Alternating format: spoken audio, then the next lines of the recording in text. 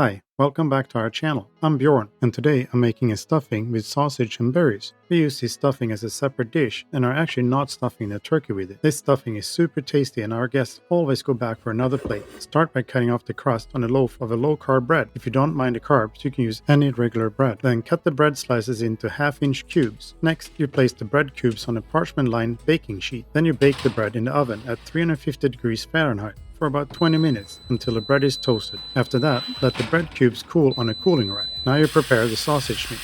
Remove the casing from a pound of honey garlic sausage and brown the meat in a skillet. Use a meat chopper to break up the meat while browning it. Drain the excess liquid and continue to brown the meat. Next, add a cup of chopped onions.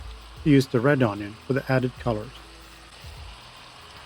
Add about a cup of chopped celery, a tablespoon finely chopped sage, and a tablespoon of thyme.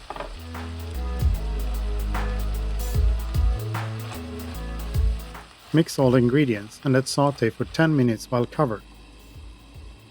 What is your favorite turkey dinner side dish? Let us know in the comments below. Add a cup of chicken broth, but beef broth works just fine too. Lastly, add a quarter cup of dry berries, such as cranberries or goji berries if you wish. Cover the skillet and cook for an additional 5 minutes.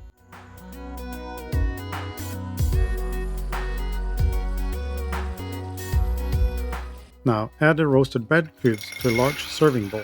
Then add a cup and a half of diced apples. Keep the apple pieces to a 1/4 inch size or less. Pour in the sausage mix and blend all ingredients. And there it is, a delicious low-carb stuffing.